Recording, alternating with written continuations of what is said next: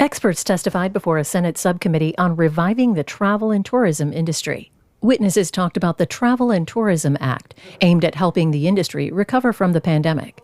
Good afternoon, and welcome to the Tourism, Trade, and Export Promotions Subcommittee's our fifth hearing on reviving travel and tourism economy, and our first legislative hearing. Over the past few months, members of this subcommittee and of the full Commerce Committee have been working together on a bipartisan package of travel and tourism bills, officially called the Omnibus Travel and Tourism Act, or as we prefer to call it, the Tour Bus. This comprehensive legislation will support the recovery of the travel and tourism economy in the wake of the COVID-19 pandemic, and help us build a brighter future for businesses and workers in this key sector for every single state in our nation. Since we held our first hearing on the state of travel and tourism industry in April of this year, there have been some positive trends. Just yesterday, the administration announced its intentions to begin lifting travel restrictions in November for fully vaccinated foreign travelers seeking to fly to the United States. This safe, practical step will provide a much-needed boost to our travel and tourism economy, supporting businesses and workers as we look to turn the corner from this pandemic. And yesterday's news is just one more sign that the travel and tourism industry appears to be in the process of recovering, but slowly.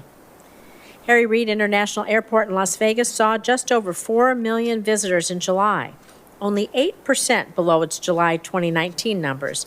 And thankfully, consumers are planning leisure travel again.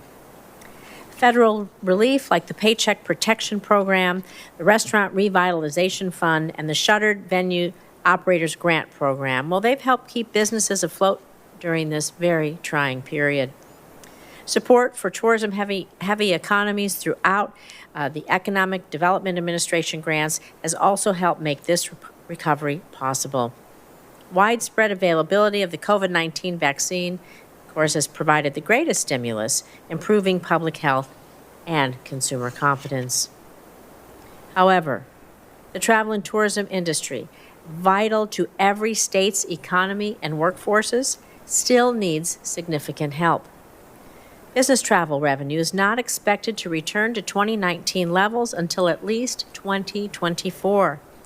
There are nearly 500,000 fewer hotel jobs compared to the pre-pandemic hotel employment. And overseas arrivals in July of 2021 were nearly 78% below July 2019 levels.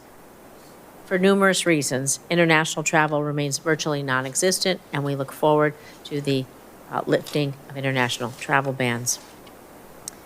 I'm happy to report, though, that help is on the way.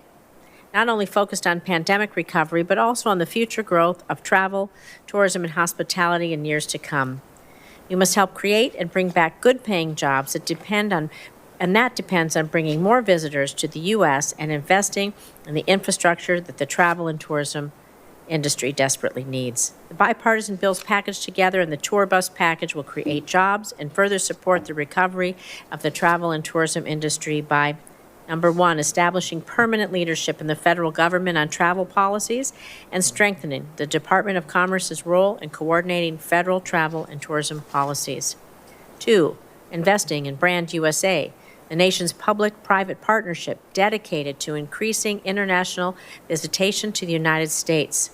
Number three, updating the Department of Transportation's National Travel and Tourism Infrastructure Strategic Plan to better leverage infrastructure investments to help the industry recover from the pandemic.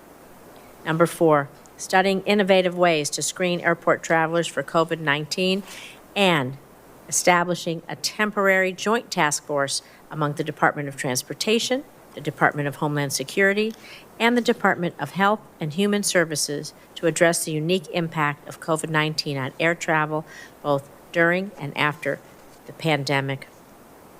I'm proud of the work that the members of the subcommittee that we've done to build the Omnibus Travel and Tourism Act. I particularly want to thank Chair Cantwell for supporting this bipartisan effort and her team for contributing to our discussions. Ranking Member Wicker for his team's significant role in crafting the package and facilitating discussions, and Ranking Member Scott for his leadership on airport screening provisions. Senators Klobuchar, Sullivan, and Blunt for their major substantive contributions to the bill, and so many other members on this subcommittee and full committee that are leading or co-leading provisions in the draft omnibus. Senators Markey, Schatz, Sinema, and Blumenthal. I also want to thank my colleague from Nevada, Senator Cortez Masto, for her team's contribution to the development of this legislative package, and I look forward to continuing to partner with her to advance policy changes that grow Nevada's travel and tourism industry. I'm looking forward today from hearing from all of our witnesses about how we can improve our legislation before we bring it before the broader Commerce Committee for a vote and then to the Senate floor. Testifying today on the bill, we have industry experts from the U.S. Travel Association, the Global Business Travel Association, the Airports Council International, North America, and the American Hotel and Lodging Association. It is my hope that today's hearing will demonstrate why we need to pass the tour bus package and provide a forum for an engaging discussion on how to further support travel and tourism businesses and their workers as the industry recovers. Thank you all again for being here. I look forward to hearing each of you share your experiences and expertise with us. I think I'll start with Ms. Neufang because I know if my colleagues have experienced what we have in our office, there's this huge problem with the delay in passports and visas. So I appreciate Ms. Neufang mentioning this on page 3 of her testimony, where she mentions visas and, by extension, passports are vital. And I just wondered if you, Ms. Neufang, or any other members of the panel can pinpoint, I know this was already slow, but now it's gotten slower even as we've had fewer tourists. So why is that? Is it that people are working from home? Is it less convenient to do it that way? Would it be better if we got them back to the offices? I just would appreciate some assistance in understanding why, at a time when there are fewer applicants, the process for passports and visas is slower. You want to start, Ms. Neufang? Yes, thank you, Senator Wicker. So our view is that part of the problem is that the hand carry program has been shuttered indefinitely, and for business travelers especially, this is important, and it didn't make sense even after passport services were resumed last summer. So this is the program used by U.S. business travelers who need to obtain passports quickly. So based on historical application data and the shortfall of applications received in 2020 due to the global COVID shutdown and travel restrictions, not only is there a lag now, but there is also an anticipation of some 30 million more passport applications coming between now and the end of the year. And we expect 30% of those to actually be business travelers. So we ask that Congress work with the State Department to resume that program of hand carry, to work with passport service companies to solve some of that backlog within the passport development and delivery program. That takes nothing more than a decision by the department. Is that correct? Is that your understanding? That would be my understanding, but I would love the feedback of the committee and other witnesses as well for that. And now I'd like to recognize Ranking Member Scott for his first round of questions. Thank you, Chair Rosen. The travel and tourism industry in Florida and all across our nation has been facing historic labor shortages. Can each of you talk about what you think the reason is in your industry and what your industries are doing to mitigate this ongoing issue? From my perspective, I could say that about 1/8 of our members became honorary members during the pandemic, meaning they lost their jobs and we gave them honorary membership in our association. That's probably indicative across the board of supply side and, to a lesser extent, the buy side. Most companies did keep their policy decision makers on staff for what their travel would become. This was primarily a supply side effect of the pandemic and the uneven effect of international, especially international inbound restrictions, and where we were able to go but not come back, that affected us profoundly. I think the other piece that certainly is something to consider in driving the demand that the other witnesses have talked about is offices do need to reopen. For offices to reopen gives that place for a meeting to happen, and that drives so much travel within the business travel industry.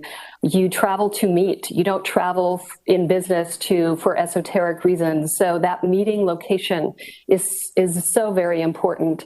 And I think the benefits that come for helping either hospitality industry or the meetings and conferences industry, as well as ultimately that workforce and the place where they work, opening up those offices again means that they have a place to meet again. And ultimately that will drive business travel back on a normal sphere as well.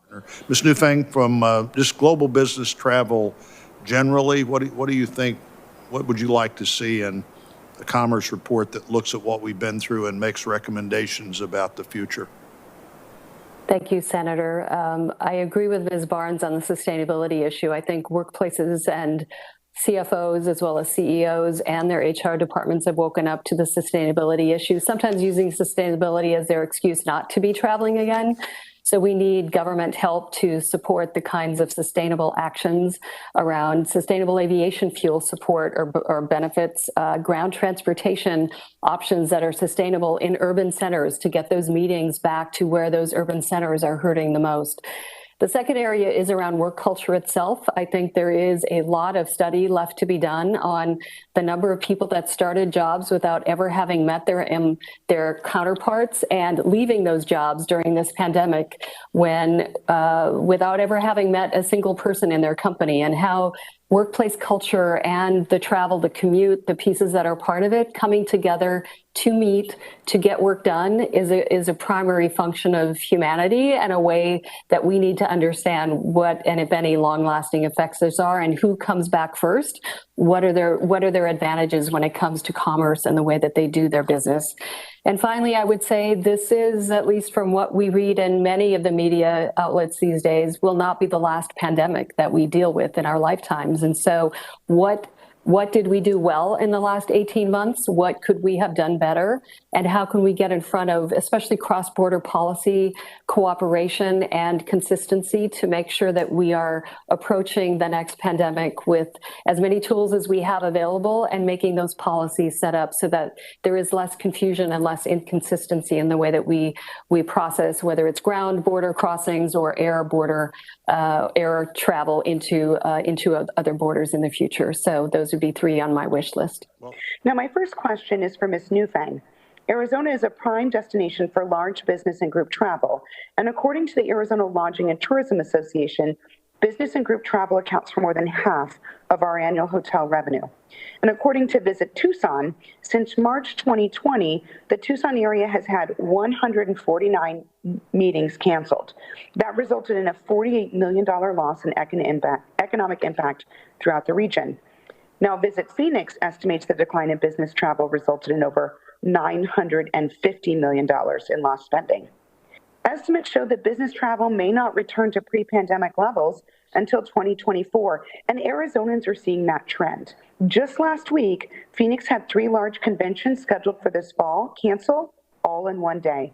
So can you describe why business and group travel is so important to the tourism industry, and how the decline in this type of travel hurts Arizona's small businesses? Thank you, Senator Sinema, for that question. And my heart goes out to the communities of Tucson and Phoenix for it's certainly a devastating impact of this virus. We are holding our own convention in the great state of Florida in Orlando in November, and we get questions every day. Are you still holding it? Are you still holding it? So the impact of COVID from a $1.4 trillion business travel global industry with losses in the 50% range. On the US basis, it's a loss of 57%. As we've gone from a high. We were the largest traveling entity in the world as US. domestically and outbound. We became one of the ones highly impacted because of the surge and the resurge of the virus. We were actually on a great trajectory in May and June and the beginning of July, where we were seeing in our polling that more companies were coming back to travel domestically in particular.